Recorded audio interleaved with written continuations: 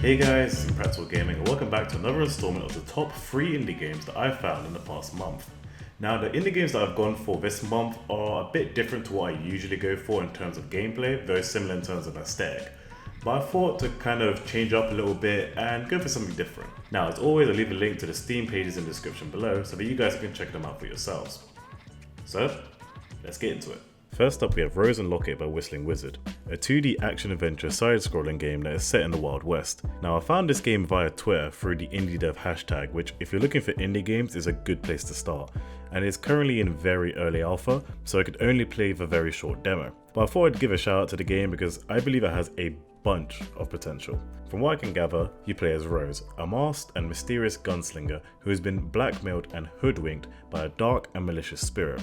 The spirit seems to have locked away her door, and in order to rescue her, you have to claim 7 bounties to free her from the locket. What drew me in immediately, like most indie games, was the art style and the opening cinematics that were simply captivating, and you can tell that a lot of work has been put into this game with no corners cut.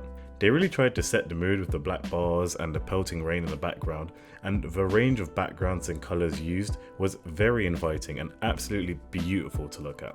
The use of voice actors was very welcome as well.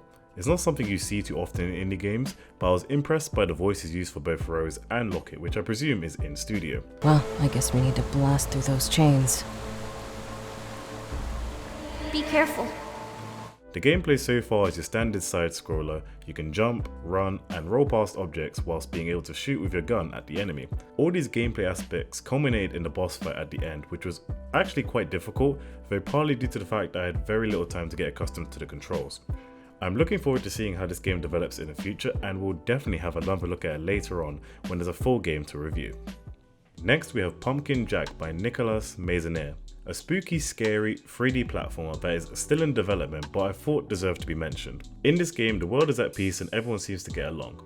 Or it was, and they did, until the devil got bored of it and decided to leave the world in eternal darkness and riddle it with monsters.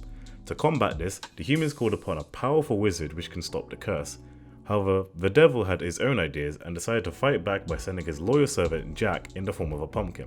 That's the basic gist of the story as told by the narrator in a very strong Scottish accent, by the way. The world was free from war, hunger, fear. You play as Pumpkin Jack in a standard platformer where you run, jump, double jump, collect items and solve puzzles.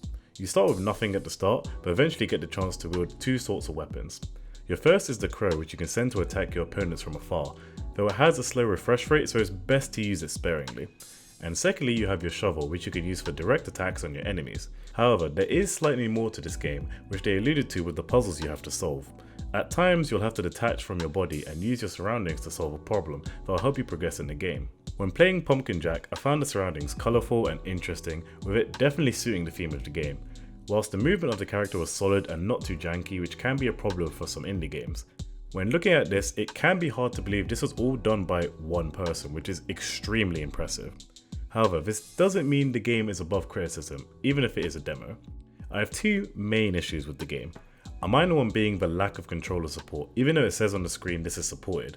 This will hopefully be available by the time the game comes out in 2020, but I feel like I could have played this game a lot better with a controller. And secondly, I felt the damage you take compared to the health you regenerate doesn't make sense. When you break boxes, you find these green gems which restore your health at the bottom. However, it doesn't refill the bar by a lot. Whereas when you take damage from the enemy, it takes a lot of your health, and I don't feel it was very fair. Now this is caveated with the fact that it is a demo, and this is all done by one developer, but hopefully when the game is unveiled fully in Q4 2020, these issues are resolved because I really did enjoy playing Pumpkin Jack. And finally we have The Supper by Octavio Navarro. Definitely the weirdest of the 3 games here, and certainly not what I usually go for in terms of the theme of the game. The Supper is a short story about Mrs. Appleton serving supper in inverted commas to 3 customers. This point-and-click adventure story has you looking around, scouring for items and tools that you can use to get the necessary ingredients needed to please your customers. That's about the whole game. Gather enough ingredients and create recipes with your secret sauce and serve it to the customer. You need to look around the world to figure out how to get these ingredients. However, the world map isn't massive, so other than your kitchen, the dining room and the immediate outside area, you don't have a lot to work with. However, I still enjoyed playing it thoroughly, as solving puzzles in games is my favourite, and as you solve the puzzles, you can slowly uncover why you're doing this and what the end goal is. You can finish the whole game in under 20 minutes, so if you're looking for a quick, fun, point and click story to pass the time, then The Supper is for you. Well, that's it from me. If you enjoyed, if you leave a like, subscribe, and make sure to leave a comment down below about what you guys thought about this month's indie games. Thanks for watching, and I'll see you next time.